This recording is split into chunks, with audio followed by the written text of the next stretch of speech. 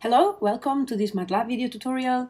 Today's lecture is concerned with ordinary differential equations and in particular how to solve initial value problems with numerical methods.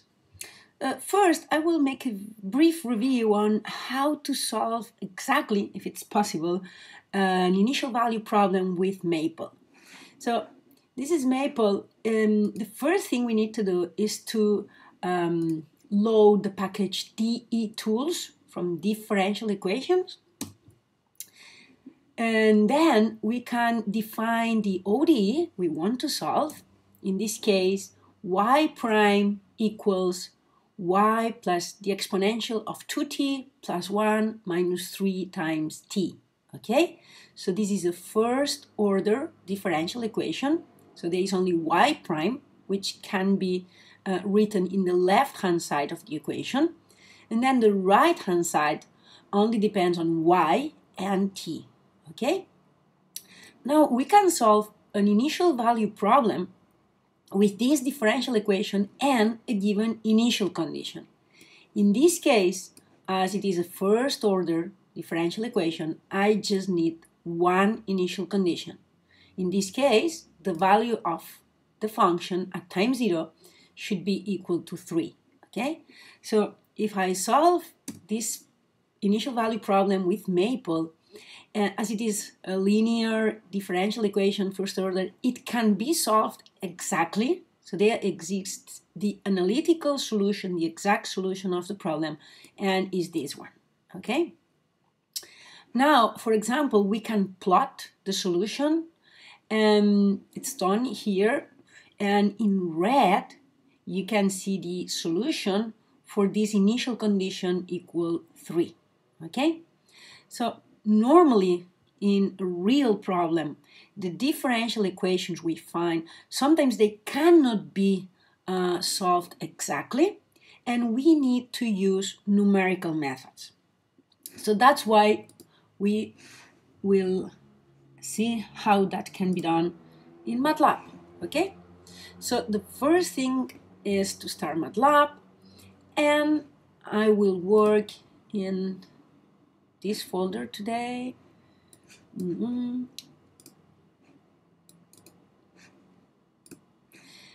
First thing, let's start this main Euler code. In this code, in this program, we solve numerically this initial value problem, y prime equals f of ty, and when t lies in the interval a, b. So a is the initial time and b is the final time. And then we have an initial condition, the solution y at time a equals a given value called alpha. Okay? So let's assume that maybe this differential equation, it's not analytically solvable, and we really want to use numerical methods. Here we will start using the Euler method. Okay? Let's see how we can do that. First, I will define the differential equation, the ordinary differential equation, and it's always given like y prime equals the right-hand side is called f of ty. So in order to define the ODE, the first thing is to define who is f, who is this f function that depends on t and y. Okay? The left-hand side is just y prime, which is isolated here. Okay? So this is f. A equals 0, so that means the initial time of the simulation is 0. And alpha equals 3. That means that my initial condition is that y at time 0 equals 3, which is the value of alpha. Okay, now I'm going to solve this numerically. So I need to define a final simulation time and a number of subintervals to iteratively apply the Euler method. In this case, b equals 2, that's the final time. And initially, we will use n equals 10, which is quite few number of subintervals for the Euler method, but then we will try to increase this number, see what happens, okay? Then we will call a function that is called Euler that will compute the numerical solution at all the time steps, okay? So let me show you just up to here what this function does, okay? Oh, this is some errors that I get because of the visualization, but there's nothing related to the Euler program, okay, don't worry. So I can see here A is 0, B is 2, N is 10. So the final solution Y that we get, Y, is the value of the solution at different time steps. Yeah? So basically at time 0 and at the next time step, how do we compute the time steps? That can be seen in the Euler function. So let's open this Euler function.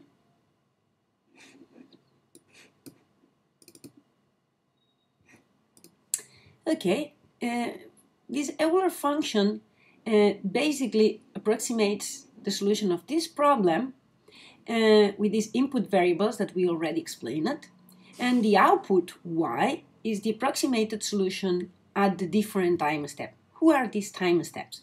Well, basically they are equally spaced, the distance h, and that's why we define h as b minus a divided by n, which is the number of subintervals. So t will be the time steps. They go from A, initial time, to B, final time, and they are equally spaced distance h. So if I do this, I can see that t is 0, 0.2, 0.4, up to the final time, that is 2. And the solution that we got, this y, is the value of the solution at time 0. The value of the solution at time 0.2 is 4. The value of the solution at time 0.4 is 5.17. So the approximated solution is just a vector that contains the numerical values of the approximated solution at each of the different time steps we selected when defining the number of subintervals that we want to use here with n. Okay? If I increment, instead of 10, I use, let's say, 50, yeah? And I do this again, and also here in Euler, I run this again, and we can see that now t has 21 points, so 51 points, so 50 subintervals, and the solution y, oh sorry, I need to run this line again, sorry, we need to run this, yeah. So now y, as we can see here, has also 51 positions, because it's the approximated value of the solution at each of these time steps, okay? The Euler function is very, very simple. This is the formula to compute the solution at the next time step if we know the solution at the previous time step I, okay? Here it's very important to understand what's done here.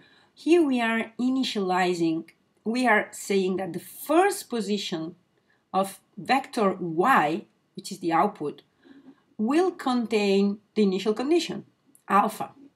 Normally, students ask me, why don't you set this? Why don't you write that y at time 0 equals alpha? Well, that is theoretically correct, but here, capital Y is a vector, and in Matlab, the first position of a vector is position 1. If I want to access position 0 of a vector, Matlab will give me an error. So I need to store the initial condition in the first position of the vector, and the first position is 1, okay? But still, of course, this is the initial condition of my problem, and if A is 0, we are imposing the initial condition at time 0. Yeah? Here, this is just the way we store the data in Matlab, okay? Here we make a for loop from 1 to the number of subintervals, and at each subinterval we apply Euler formula, okay? Then, if we can find the exact solution of the problem, if that can be done in Maple, then here we define H and T, and we evaluate the exact solution at the same time steps that we solved for the numerical solution. So here I'm assuming I used Maple, okay, computed with Maple or by hand, okay. You compute the exact solution of the differential equation if it's possible, if it's solvable, and then you evaluate that exact solution at the same times where you solved for the numerical solution. Why do you do that? Well, to compute the error. Yeah? The error then is just the difference between the exact solution and the numerical solution. In this way, we are computing the error at each time step, because this vector also contains the exact solution but at the same times. Okay? So it makes sense to subtract these two vectors.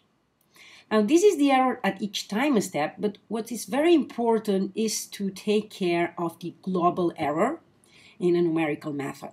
And the global error is the error at the final time. Okay?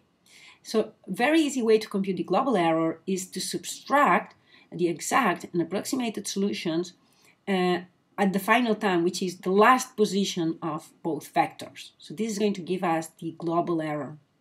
Finally, I just make a plot to compare the exact and the numerical solutions together and see how the method performs. Okay?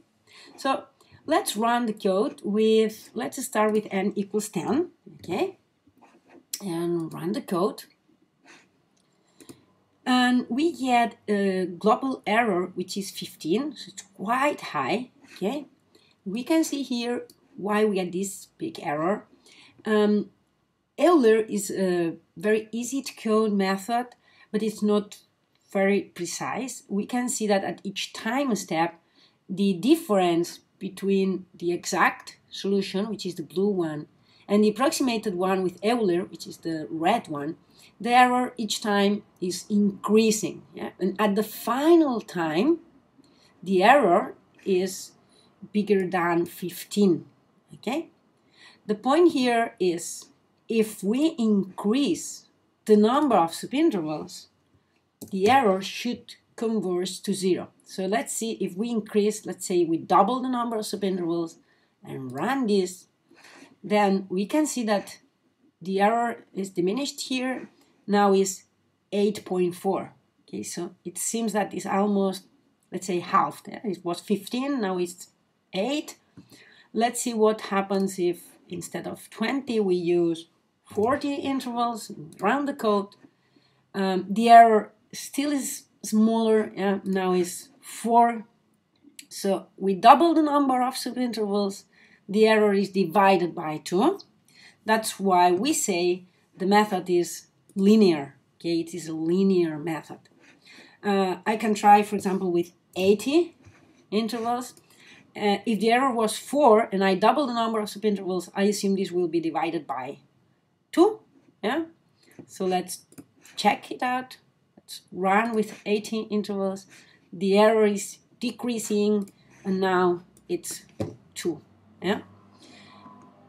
If I really want a very good solution with a lot of precision, maybe I will need here to use many intervals. I say, I don't know, I can go for 200 just to check. Yeah, with 200 intervals, the solution is much better. Yeah, and the error now is 0.9. Okay, but it's just a linear method. If we want to add a lot of precision in the computations, we really need to use a lot of intervals here.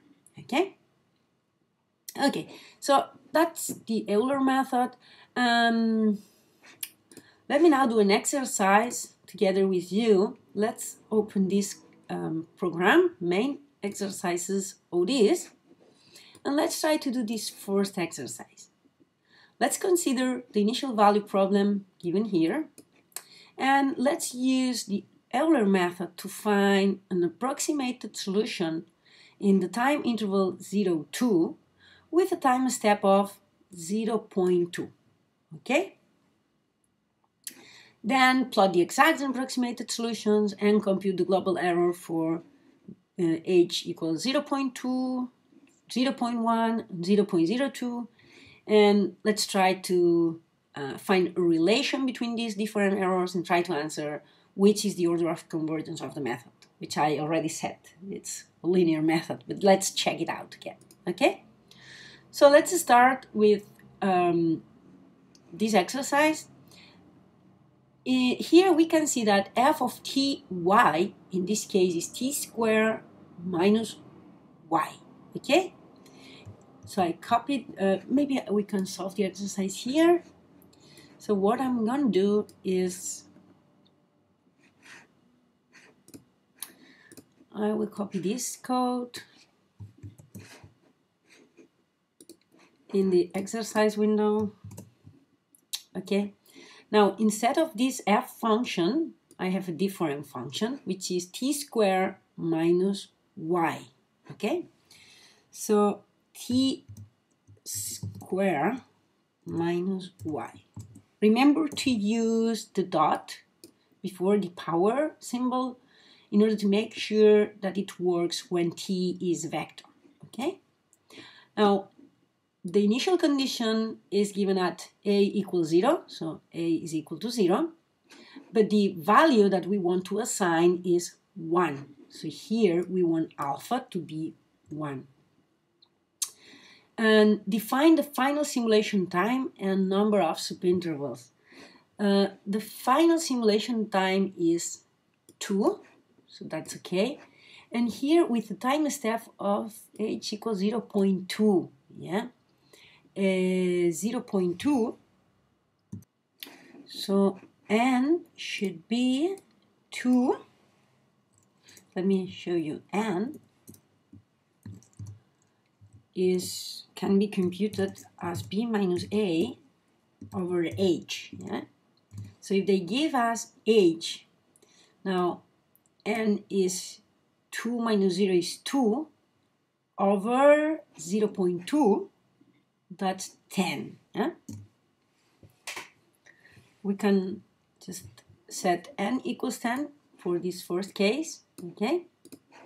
And let's compute the numerical solution with Euler, and then we need to evaluate the exact solution at the different time steps, if that is possible, if we can solve exactly the PDE, the differential equation, sorry. So let's see if we can solve this differential equation using Maple. So here we get, instead of this right-hand side, is t squared minus y, yeah? So t squared minus y. So this is the new differential equation, and the initial condition now is that this value is 1. So this is the exact solution.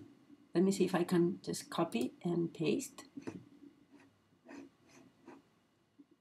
Okay, so the exact solution now is not this one, but this one.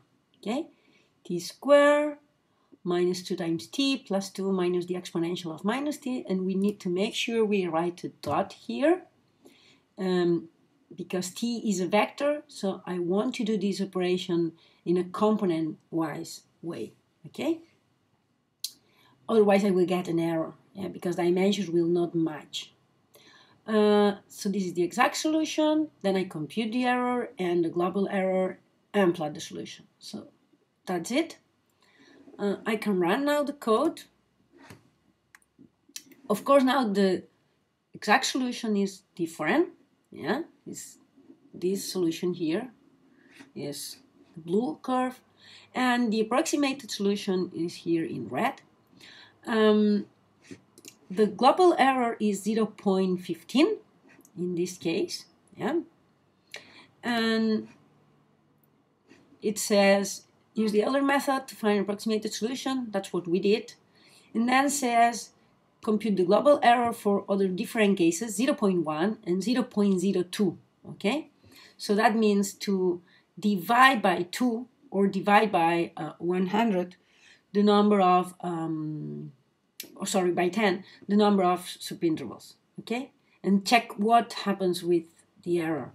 So let's say what happens if instead of 10 intervals I have 20 intervals. Yeah, with 10 intervals the error was 0.15. If I run with a double number of subintervals, now the error is halved. Yeah.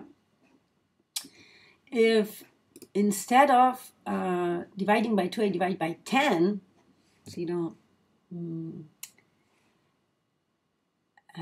instead of 10 intervals that I had initially, now I use 100. Yeah. Remember that with 10 intervals, let me run it again, with 10 intervals, the error is 0.15.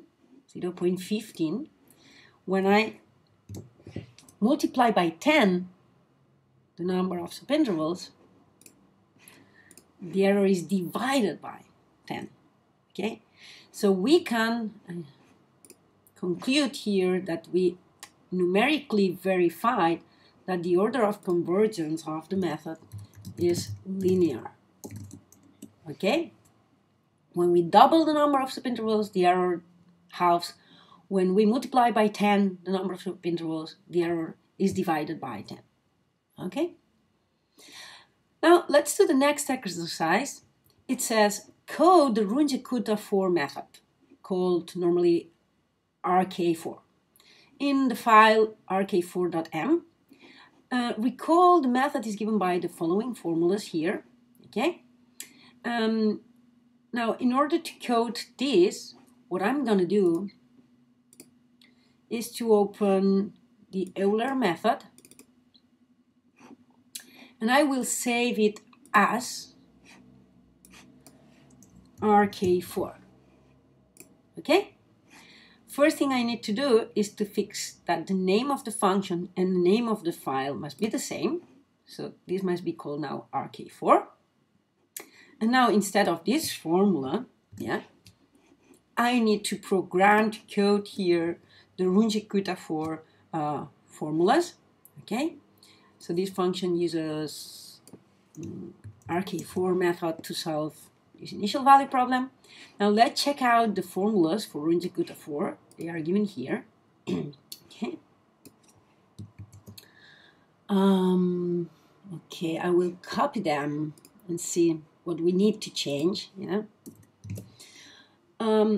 Of course, first we need to compute F1, F2, F3, F4 in order to use them here. Yeah. So of course this line will be used afterwards. Yeah. Now we need to be careful with the notation. It's different. We have here our vector t. Yeah. So if I want to access position I of my vector t, instead of this, I need to write f of t parentheses y. Yeah. And the same here. Y for me is a vector. So if I want to access a component I need to write this in between parentheses. Okay, and I will end this with a semicolon because I don't want all this to appear on the screen. The same for F2. Okay, I need to make sure that instead of ti, I use parentheses here and here. This is correct because h is a scalar, which is divided by 2, and this f1 is already computed here, and then divide by 2. That's correct. Let's go for f3. In the case of, in the case of f3, again, instead of this underbar I and this underbar I, we need to use Matlab notation. Now f2 is already computed here, so I can use it. It's already computed. And now let's go for f4. Same thing about the parentheses. And here we use f3, that is already computed before. And finally, we can do the final computation, which is the Runge-Kutta step itself, that uses f1, f2, f3, f4. Here we must be very careful because the multiplication is not there. We need to add for Matlab. And that's it. I will write a semicolon here. And very important again, here, instead of this notation, we need to use the parentheses notation, yeah, in order to access position I+1 of the solution vector. And that's it. So I can delete this. This was Euler. Maybe we can just also delete it. And that is my Runge-Kutta method. Now we maybe can check if it works. And in order to check it, let's do the last exercise. This last exercise considers the initial value problem that we used in the previous exercise. But now we have to solve it using Runge-Kutta method. So basically, I'm going to copy everything here from the first exercise. And very carefully, I will change, instead of Euler, we have to call Runge-Kutta method. This is the exact solution for this problem because we already computed it in Maple. The global error will be computed exactly the same, is the difference in the final time between the exact solution and the approximated solution. And here, instead of Euler, this is the solution for the Runge-Kutta method. So let's solve it using initially n equals 10, which means that h equals 0.2 in this case. Yeah. Let's run it. Oh, something happened. Let me check what's going on. Oh, still one underbar there. Yeah. Okay, let's fix it. This underbar should be a parenthesis. Okay, now it seems correct. Let's try again. Let's run. Okay, now it works. And we can see that it's almost impossible here to see visually the difference between the exact and the approximated solution. I mean, they are overlapped. I can use the zoom and try to see the difference. You can see a blue line there, still hard to see. Now we can start, yeah, to see the difference between the two lines. It's so precise, yeah, I mean, and we are just using 10 subintervals. You can see here the exact solution is 10 to the minus 5, yeah? So it's much precise than Euler with 200 subintervals. We are just using 10 here. So let's see what happens, for example, if I double the number of subintervals, okay? With n equals 10, I have an error of 10 to the minus 5, yeah? If I double here the number of subintervals, let's say I use 20, the error, when I double the number of subintervals, is 10 to the minus 6. So let me store here the values of the error. For n equals 10, we will call this error global error 1. And then I will change this and compute the global error for 20, okay? And equals 20. We run this and we compute the global error for the double number of subintervals. I will call this error global 2, okay? So if I run this, now I have two variables, error global 1 and error global 2. Which is the relation between these two errors? Well, we can compute the ratio between this one and this one. And we can see that the error has been divided by 16. So when we multiply by 2 the number of subintervals, the error is divided by 2 to the power 4. That's 16, yeah?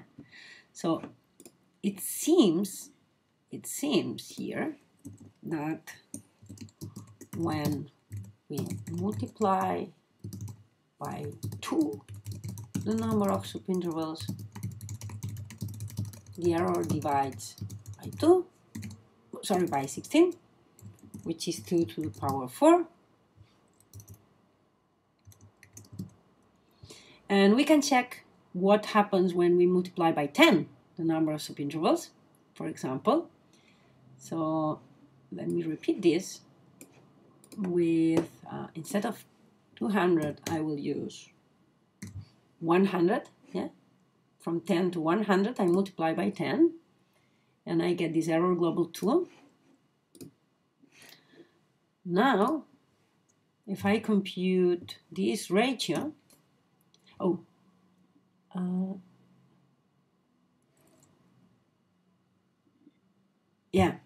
as I multiply it by 10, the error is divided by 10,000. Yeah?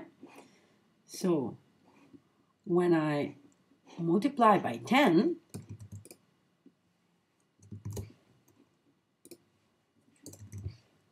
the error divides by 10 to the power 4. So basically, what we can conclude is that the order of convergence is 4. Yeah. So it is a fourth order method, and it's much precise than Euler. Yeah. Of course, it is more computationally expensive. We can see here that each time step for the Runge-Kutta method means 1, 2, 3, 4 evaluations of the f function. And with the Euler method, it was just one evaluation of this function. So one step of Euler is 4 times more computationally expensive than Euler, but we have much more precision in our solution, and the convergence is much faster because it's a fourth order method versus Euler, which is just linear. Okay, so that's all for today. Bye-bye.